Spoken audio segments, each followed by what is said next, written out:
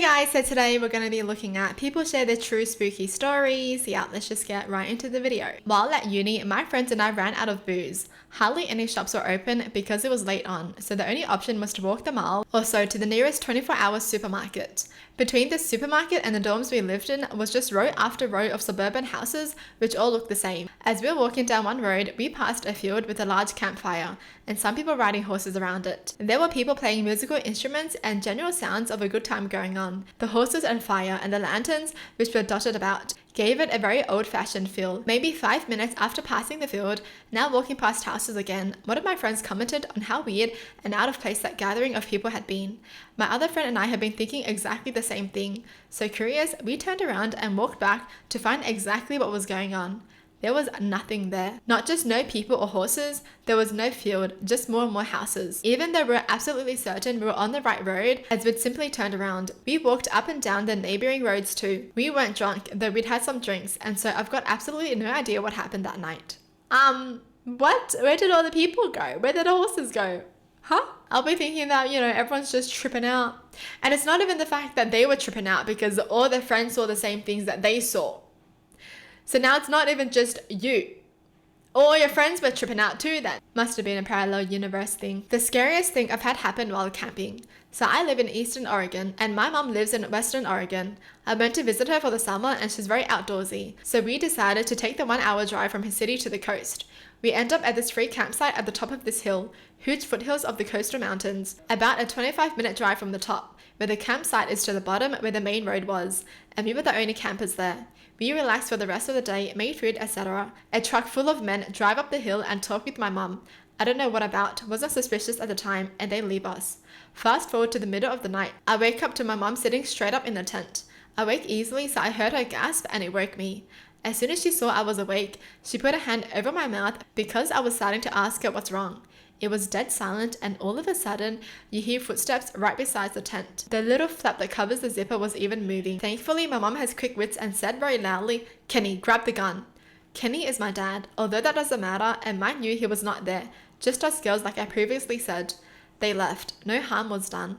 Thank the Lord for my mama. Yo, the mama's a badass, yep.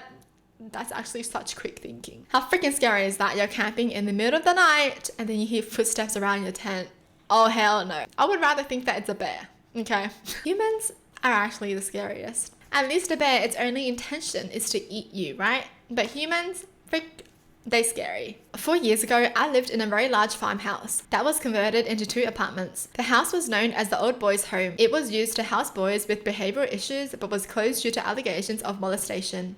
Anyway, I was living with my boyfriend and 3-year-old daughter at the time. My bedroom had a large fireplace that had been boarded up and painted over. I decided to push my bed up against it one day while I was rearranging things. It was like a headboard. That night, around 1 a.m., I heard a small voice saying, "Mum, Mum, Mummy." I had sat up in bed but didn't see anything, so I reached over to my boyfriend, trying to grab my daughter and put her in our bed. I kept feeling around and I was still hearing the voices, but I couldn't feel her. My boyfriend woke up and turned the bedside lamp on, asking me, "What the hell are you doing?" I explained that Amelia was trying to get in our bed and I was reaching for her.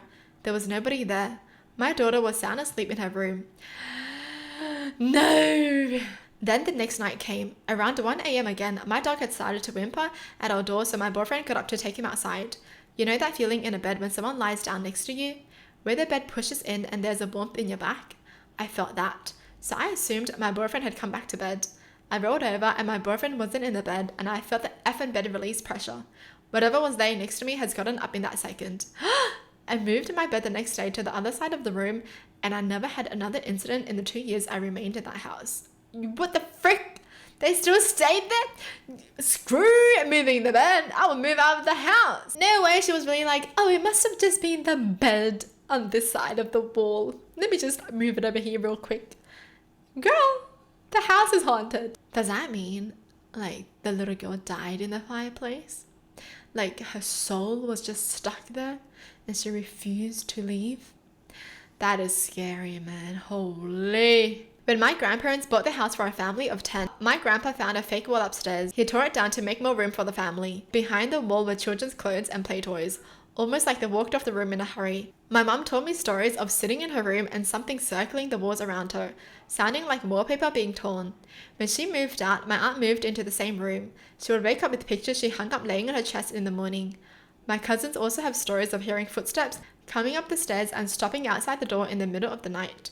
I still don't go upstairs at the house because it's always cold and I get weird vibes up there. Even in my adult life, I have scary dreams that take place in the upstairs.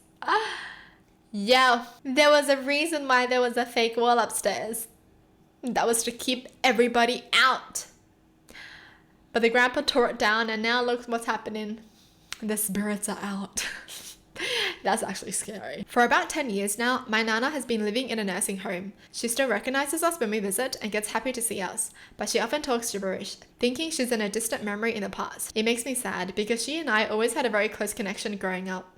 My parents both worked a lot and she would stay with me. She used to know when I was lying. She could always sense when I was sick, even when she wasn't over, and she and I are eerily similar both in personality and looks. There are pictures of her when she was 21 and it could be me in the picture.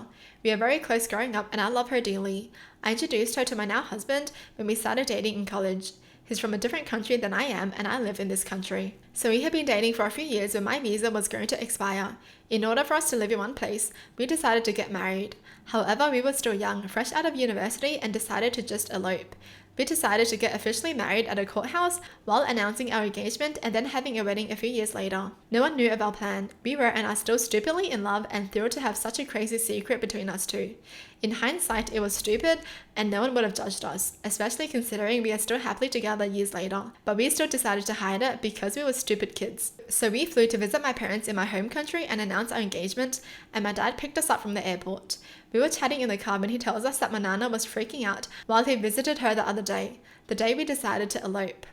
Why was she freaking out? She announced to my whole family that she saw in her dreams that I had eloped and was now married. They dismissed her because they didn't expect that at all. She kept insisting and was incredibly lucid about it. She raised her voice, which she hadn't done since before the stroke.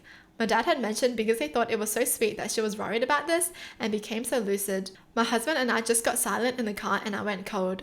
We don't know how she knew that or if it was just a coincidence, but she knew somehow. We went to visit her a few days later and she didn't remember at all. She was thrilled we were engaged. We are happily married now and we had a wedding and stuff, and no one ever found out we had eloped before the wedding day, except my Nana apparently. So they kept it a secret for the whole time. They didn't even confirm it. They just kept it to themselves. Oh, but I mean, yo, their Nana is literally a psychic. Yes. Get the lottery numbers from her. I thought it was going to be like a scary story, but honestly, it was just so wholesome. Normally, stories like this, they don't really end well, you know, when you get married when you're really young. So I'm happy it did. At the time, I was around 14. I'd asked my dad to wake me up early that morning at about 5 a.m. because I had some work to get done. That morning, I was woken up and I flung my legs over the side of the bed. I felt a tug on both of them. What I thought at the time was just my dad trying to get me to hurry up. I reached over to pick up my phone and turn it on, 3:30 a.m. And I looked over at the black figure I assumed was my dad and it was gone. Frick! Yeah, someone was in the house. Okay, it's not even a ghost. Somebody was definitely in the house. Maybe they were trying to rob them, maybe it was something else, but they got scared and they ran away. Ugh, that's scary. Back when I was a kid, my grandmother had a really close friend who used to help her babysit us. One day she goes missing. Family doesn't know where she is and we don't either. About a week later, police find her body in a dumpster. She had been dead for 4 to 5 days. She had been mugged and had several stab wounds. Incredibly tragic. Who would mug an old lady? Here's the spooky story. A few days just before she was found, my 3 cousins swore they saw her walking around in the backyard and knocking on the window. The following day had search going through the area. It wasn't until the body was found that we realized what they saw couldn't be true according to police timeline, but they swore it was her. Her ghost told them to find her, literally. Yo, that's spooky. I went to use the bathroom at work when I entered. There was no one there. The bathroom had 4 urinals and 4 stalls, 1 handicap, and I did not see any feet in any of the stalls. I took up my normal spot inside one stall and was doing my business when I heard the sound of someone peeing into one of the urinals, but no one had entered the bathroom. The door is heavy and loud when it closes, so I would have heard someone entering. After a normal amount of time, the peeing stopped, and I heard a few footsteps, but the door never opened. When I finished up, I did a cursory look, and there was no one in the bathroom.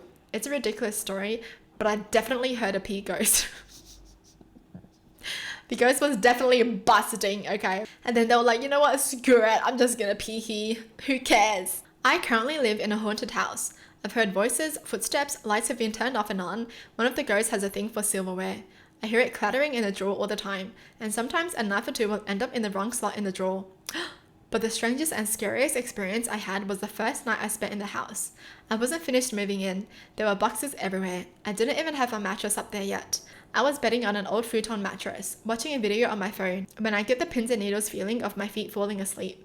Except it wasn't on my feet. It was on the top of my head in the shape of a hand. I said goodnight, turned off my light and tried to sleep. When I woke up, my closet door was ajar, but other than that, everything else was untouched. I mean, we all knew closets were haunted, but what the hell? How do you get pins and needles feelings on your head? Well, at least you know what to get one of the ghosts for the Christmas presents.